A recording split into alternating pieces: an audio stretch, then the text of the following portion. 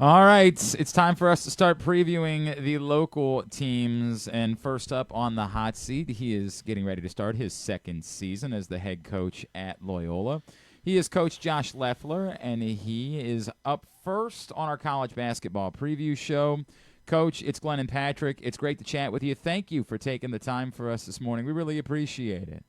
Thanks for having me. I appreciate being here. Absolutely. Of course, you guys kicking off the season as part of the Hall of Fame event at CFG Bank Arena, taking on Towson. Let me just start there. Being a part of that event and all local teams, we will oftentimes around here people talk fondly about the old Battle of Baltimore, and this isn't quite that, but a celebration of local basketball all in one centralized location. What does it mean to you to be a part of that? Well, I think it's hopefully going to be a great event for the city. Hopefully brings out a lot of fans and highlights that there's great basketball in this city and region. I think CFG has done a great job with their arena, and it's a really nice place to play. It's a really nice venue. Some of the WNBA games that were there during the last season were certainly highlights of the WNBA season. So I think that we're excited to play in such a nice venue that's been renovated so well. And I think it makes all the sense in the world for the programs that are playing in this event to take part in it, because we want to not just have great basketball, but we want to have a region where basketball matters, where college basketball matters, and do something for the people that support us with a really good event. I'm looking at your roster, Coach, and I can't help but notice there's a couple of freshmen that are bigs. There's a transfer that's a big. Is it safe to say that that was a priority for you this past off season? Yeah, it's safe to say. I mean, I don't think we're unique in that way. I think it's a priority for a lot of colleges, a lot of college basketball programs. But we definitely got bigger this off season, not just in terms of front court recruits, but I do think that we got positionally bigger as well, with some size and length across the board. And yeah, the last time I checked, it's a game for bigger people. The rim is 10 feet high, so it's good if you're close. And we tried to address, like a lot of people, we tried to address some size with our recruiting. Josh, I know there's also a significant international influence as well with this first full recruiting cycle. Kind of go through that a little bit, and just how important is it to tap into those possibilities? Yeah, I mean, I think it's important to get good players wherever you can get them. I think everybody is going to have a niche in this market in terms of recruiting. It's certainly different than it used to be, given the portal allowing transfers to leave without sitting a year. It's just a very different landscape for recruiting, because I know I was listening a little bit to you guys talking about UCLA, right? They got Donovan Dent right away, and in a previous lifetime that wouldn't have happened as easily. So everybody's trying to navigate this and find the best talent for their program. And one thing that we found was that we had relationships with some individuals from overseas, and we were able to utilize those relationships to attract what we think are some pretty good recruits and some pretty good players, and hopefully enhance the program, because we were able to take advantage of some prior relationships that we had in other countries. He is Josh Loeffler, Loyola basketball coach. He's with us here on the college basketball preview show. Coach, Patrick was just talking about it, that yes, the record ultimately was not necessarily what you wanted a year ago, but for year one, and given the limitations, it seemed like there were an awful lot of good things. Did you feel, I'm not trying to claim like a moral victory or something like that, but did you feel like you had set sort of the barometer by which, okay, that if that's year one, we feel pretty good about where we might be going moving forward? I think that we competed at a higher level as the year went on. I think that we got some really good performances down the stretch. I think that we took some steps as a team last year. We had some injuries that set us back early. We had some real growth from some young players. I was very proud of the performances of some of our older guys who played their best basketball in college, and had some of their best performances down the stretch as we got into the playoff run. And I did think that we were playing a level of basketball at the end where no one in the Patriot League was looking forward to playing us. And unfortunately, we lost in overtime to Bucknell, who was the regular season champs. That ended our season. But early in the year, we were not in that position when we went up to Bucknell. So I thought there was great growth as the year went on. And yeah, I think we laid a foundation, and I think that we've been able to see some growth from guys that we retained, and I think the program has benefited from some continuity with some of our players. And yeah, I think that we're in a position to take a step. But there's a lot of factors that go into that too. You got to stay healthy. You got to continue to improve every day. I want to win more. We all want to win more. I think we took a nice step last year, but ultimately we're here to win, and we've got to go get that done now.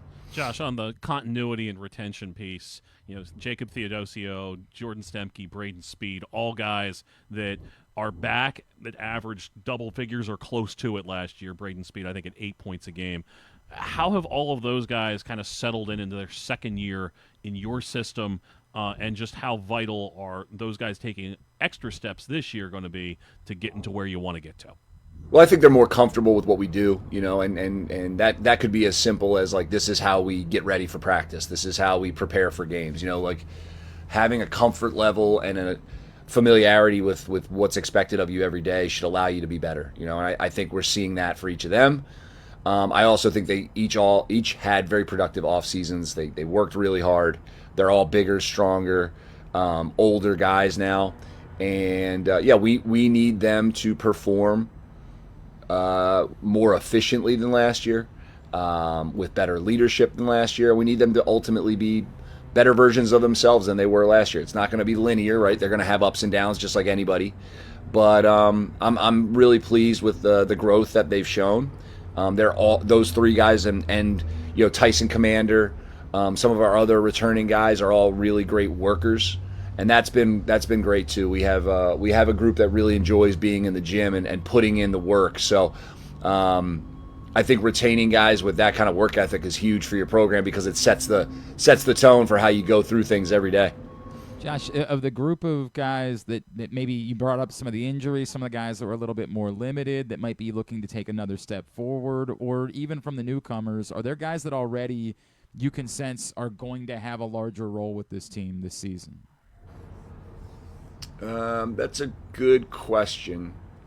One of the things for us is that I actually think we have very good depth right now. If we are fully healthy on November 3rd or whenever, I think there's a lot of guys that you can put into a basketball game and feel pretty good about for us.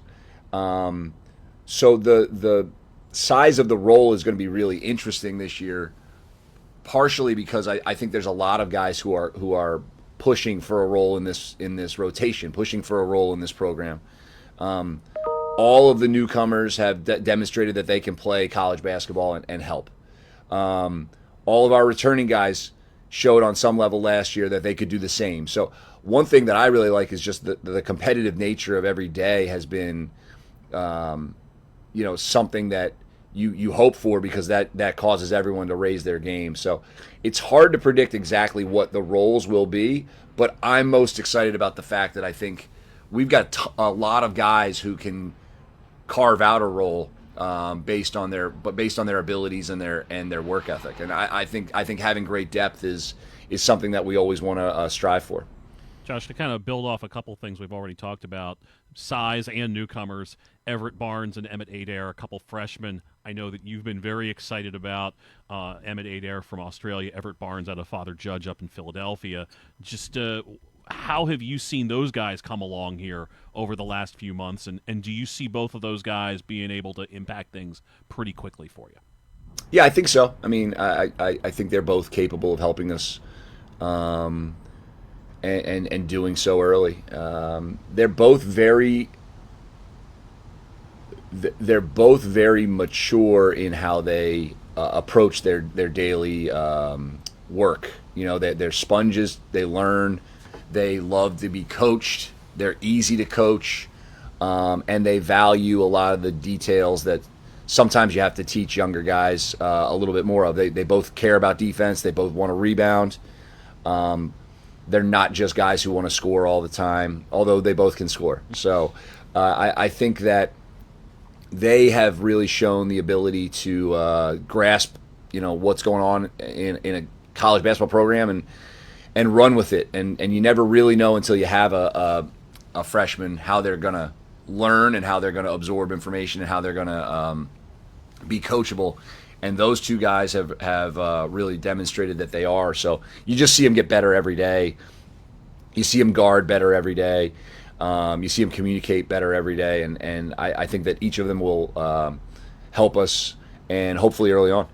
I was looking at the schedule, Coach. A trip to Kentucky. I know that's the business trip for everybody involved, but, what does it mean to be able to give these guys an opportunity to go play at a place like that, and sort of the history that goes into that?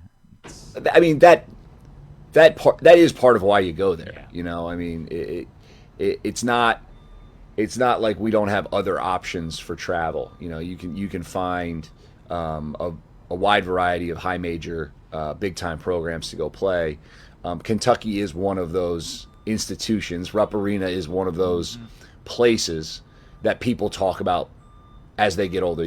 You can find Loyola alums who went to Kentucky, who went to Rupp Arena, and they still talk about it now. And I think that it's obviously a great opportunity to grow as a team and to compete and do all those things. But, yeah, it does provide an opportunity for our guys to have an experience that is something that's unique and, very rare in America. Like the fan base that is almost cult-like in their following of the Wildcats. And I think it's a really cool environment. And, you want to give these guys who work so hard some great experiences. And that's part of why we chose to do that, and we hope that it is that for these young men. Josh, you mentioned over the summer how much you'd really liked how Tyson Commander was handling his last offseason. What kind of stood out about that, and do you see him as being poised to really be able to finish his career off the way he'd like? I think Tyson had an excellent offseason in terms of his approach daily. His strength training, his nutrition, his approach every day was truly, it was like a professional approach. And I think he saw some real fruits of that labor. He's bigger, he's stronger, he's more poised on the floor because he's older and he's played more basketball. So we're very excited about him. He's been a great presence for us every day. He brings he brings a certain level of calm to our team. He's hard to rattle, and he brings a poise when he has the basketball in his hands and a steady reliability. And I think that's just so important when you have, especially a senior. But he did a great job. He's done a terrific job of preparing for this fourth season of his in college basketball, and I couldn't be happier with the work that he put in. So I hope that he gets everything he deserves from that. Josh Loeffler, Loyola, as we mentioned, opens up the season, taking on Towson as part of the Hall of Fame event at CFG Bank Arena on November 3rd. A great night for local hoops. Coach, best of luck this season. We'll, of course, be seeing you over there. Really appreciate you taking the time for us this morning. Thanks for having me, guys. Appreciate you. It's Josh Loeffler, Loyola head coach. Patrick Stevens, your thumbnail on the Hounds. Going to be better. There's probably going to be some moments, given the number of young guys that they have, that are going to be problems. But for the most part, I expect that team to be at least a mid-pack Patriot League team. The interesting thing in the Patriot League, and we'll get into it a little bit more with Navy, is outside of Navy and BU, there's really not a lot of knowns in that league. And I know with doing my work for Blue Ribbon Yearbook, I felt very... Somebody would say that about college basketball. You could, Somebody but you don't expect that in the Patriot League, I get right? it, right. I mean, no, typically, yes, that's a great point. You would expect there to be a little more continuity there. I feel pretty good about Navy and BU. I was kind of saying with kind of doing the 1 to 10 for Blue Ribbon Yearbook, I felt pretty good about Navy and BU 1-2. But from 3 to 9, I thought you really could have mixed and matched in a lot of different ways because American graduated a lot. Bucknell lost its best player to Alabama. Colgate, not quite what we've seen from Colgate in the past last year, but still pretty good. And then fast-rising teams like Loyola in the mix. And so, I think you look at Theodosio and Speed and Stemke and Commander and David Brown. And so there's a foundation there of guys that have been in the system for at least a year. And I thought that for the most part, there were some matchups last year for Loyola that were just bad. Like when they played American, it was not good. They did not have an answer for the 6'10" guy, Matt Rogers. But I thought a lot of other times, they really exceeded, kind of what people thought they were going to be able to do. So I see them as being able to take another step forward this season. Would not be surprised if they could finally escape the opening round of the Patriot League tournament, which is something I think they've done one time since entering the league, finishing in the top 6. Would not be stunned to see that happen. We should mention, you brought up Blue Ribbon.